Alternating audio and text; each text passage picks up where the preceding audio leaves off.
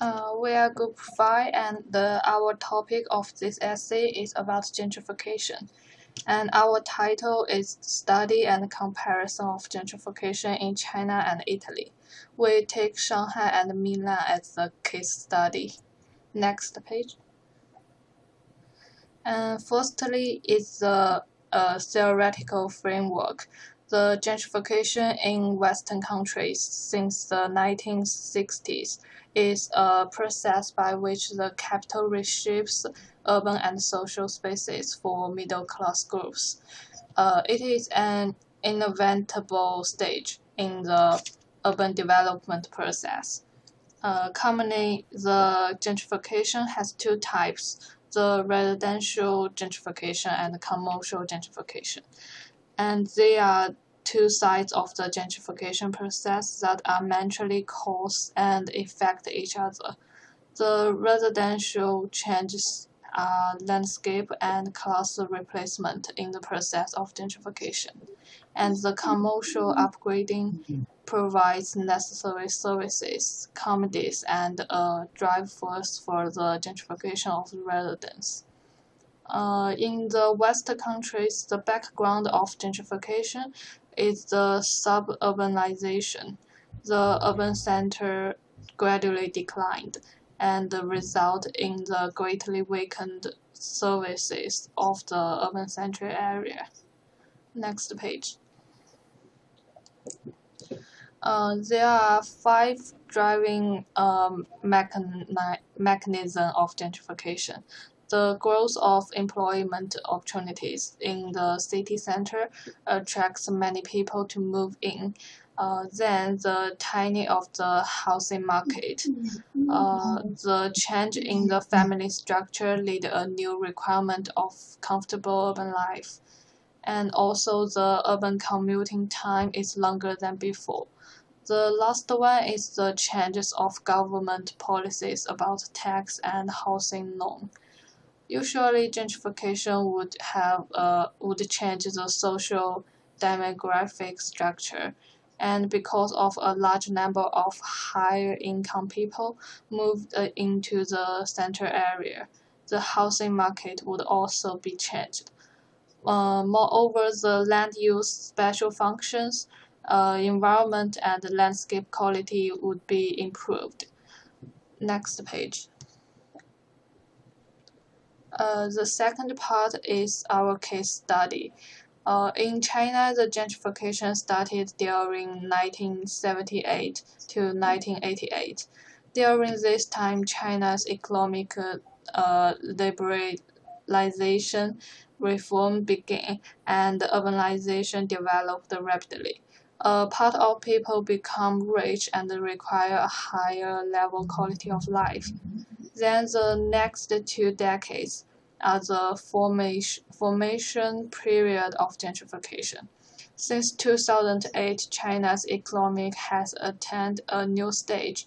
With the encouragement of governments, the gentrification developed extremely rapidly. So the gentrification in China has some difference between compared with the Western countries. The first one is that China's gentrification happened before the decline of urban center. We didn't have a real suburbanization process before the urban gentrification. The second difference is the strong intervention and domination of China's government during the gentrification process. Next page. So let's start our specific area, Tianzifang, and its gentrification process. At the beginning, there were some populating industries concentrated here, so workers settled around them. Then, 20 years later, more factories appeared. They increased population density in this area. After 2000 years, because of large changes in their government, such factories convert into small food markets. Meanwhile, a famous artist led other painters to open gallery here. It means some gentrification groups started concentrating in this area. In the early days, industrial workers and local residents were relatively smaller, like their cultural quality, income level, or living habits, but the entry of artists broke this social relationship. Because the constantly rising of rent price, artists have used some space to open restaurants or cafes to make a living. It is worth mentioning that the building here used old texture. This environment attracts many visitors. We can imagine the life of local residents has been hugely changed. So what influence caused by this process? The data show that the population of this area is declining and the society is aging, but as we see, Jianzifang is no longer suitable for the elderly now. Recent years, more and more citizens were renting out their houses. Thanks to the consumption preference of gentrified people, Jianzifang is now occupied by modern services. It is a densely populated area of coffee and bar in Shanghai. Then, due to this change, closer to Tianzifang shows high house price. The high popularity of tourism also affects the price and type of commodities. Local people are gradually spending less money here.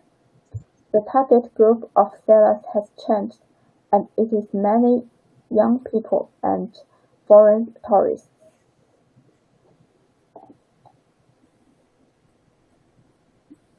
The case of Italy. The case of Italy, we choose the Isola Committee of Zone 9 of Milano. It was officially created as an administrative subdivision during the 1980s. The main development area is the Centro delle Trionali di Milano. Is located between the two important railway stations, Centrale and Porta Garibaldi. There have two pictures before gentrification, and the last picture as the first plan was in the 1950s and 1960s. In the 1960s, the renovation was stopped. There have three problems. The first is the lack of regulations restricted the expansion of the software industry in the historical center. The second is residents in various districts strongly opposite the project. The third is unsustainable expropriation cost. Next page. After decades of neglect, in 2004, the municipal administration approved a vast and revolutionary redevelopment project known as the Border Nova Project.